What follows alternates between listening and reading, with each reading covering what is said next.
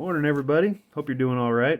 I've been reading in Numbers. When was the last time you were reading Numbers? Numbers chapter 21. And there's this little story, and I think it's so applicable to our lives and things that we go through every day. So I want to share it real quick with you.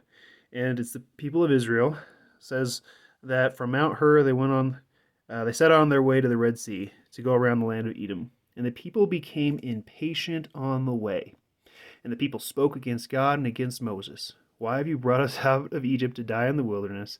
For there is no food and no water, and we loathe this worthless food. And so then the Lord set fiery serpents among them.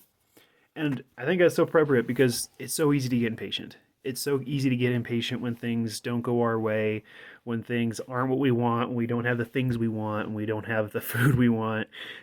We got so many wants, and it's so easy to get impatient. And then when we get impatient, so often we speak against God or we think against God, and we're like, God, why don't you give me what I want? Why don't you give me things right now? Why is it always later? Why is it different than I expected? Why is it different than I hoped?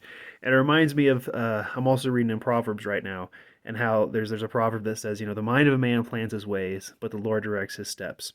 And when we start complaining against God and we start getting impatient with God, basically we're saying, God, I got a better plan than you do, God. God, I know how this should work, and you're making some mistakes, God. Instead, we should trust in the Lord and say, no, Lord, you've got a plan. I didn't see it this way. I didn't plan it this way, but Lord, I'll wait for you. I'll wait for things in your timing, in your way, because I know that your way is best.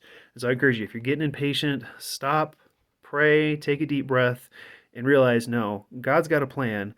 Maybe it's not how you expect it. Maybe it's not how you hoped. But in my experience, when we wait for the Lord, when we wait for things to go how He's planned it, then it always works out better than we planned it anyway. So trust in the Lord and try to be patient today. God bless y'all.